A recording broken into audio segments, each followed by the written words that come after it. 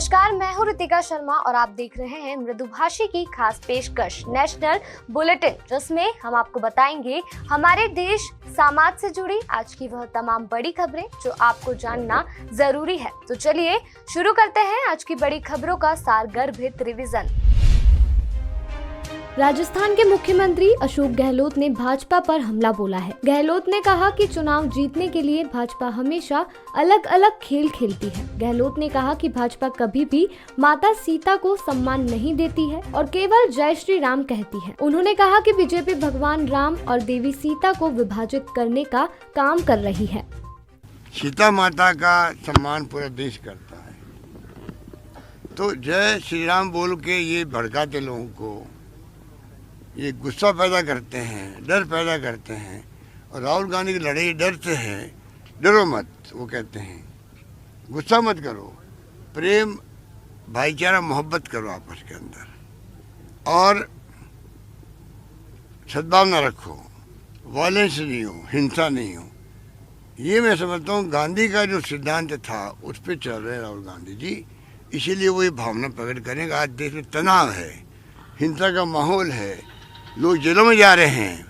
मैं बार बार कहता हूँ, पत्रकार, लेखक, साहित्यकार कितने लोग जेल में बैठे हुए हैं।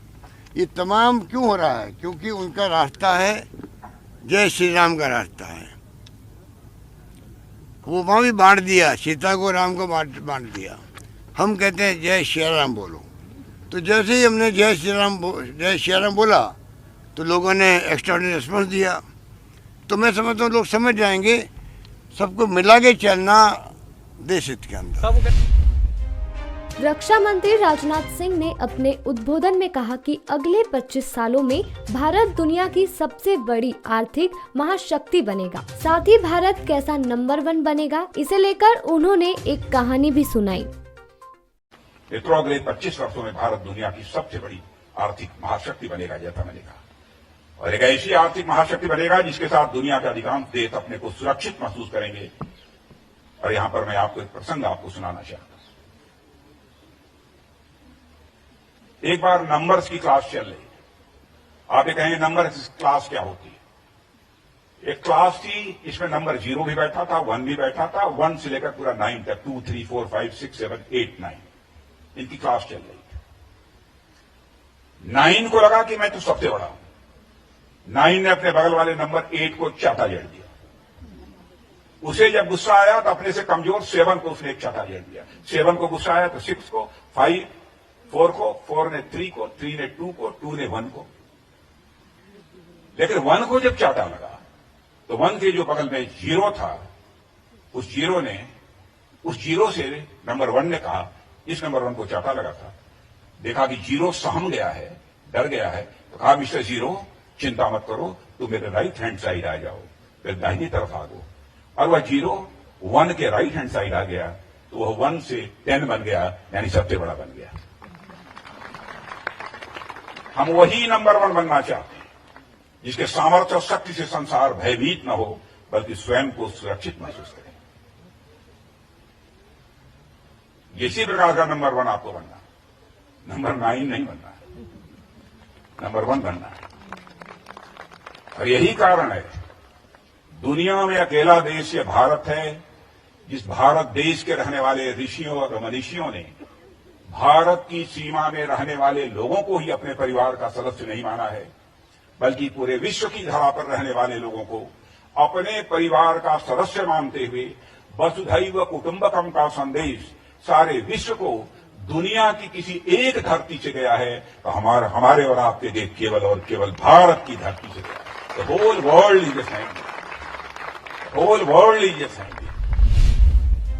राम सेतु को लेकर छत्तीसगढ़ के सीएम भूपेश बघेल ने केंद्र सरकार पर निशाना साधा है। बघेल ने छत्तीसगढ़ की राजधानी रायपुर में कहा कि इनका चरित्र है राम नाम जपना, पराया माल अपना। उन्होंने कहा कि जब कांग्रेस सरकार में ये बात कही गई थी तब हम राम विरोधी थे। अब इनकी सरकार सदन में कहती है कि पुख्ता सबूत नहीं है। भूपेश बघेल ने बीजेपी पर तंज कसते हुए कहा कि इनको किस श्रेणी में रखा जाए। बघेल ने कहा कि बीजेपी ने देशवासियों को गुमराह किया है। देखिए, जब यही बात कांग्रेस सरकार में जब बात कही गई थी तो हम लोग कहा गया था कि राम विरोधी है। अब खुद के ये जो राम भक्त है तथाकथित, उनकी जो सरकार है और वो सदन में ये कहते हैं कि पुख्ता सबूत नहीं है, तो अब इसको किस श्रेणी में रखा जाएगा? भारतीय जनता पार्टी को माफी मांगना चाहिए, देश से माफी मांगना चाहिए, किस प्रकार से देशवासियों को गुमराह किया गया। और आज जब इस प्रकार के बयान दे रहे हैं तो अब वो खुद भी कटघरे में खड़े हो गए हैं। तो इससे तो भारतीय जनता पार्टी को देश से माफी मांगना चाहिए।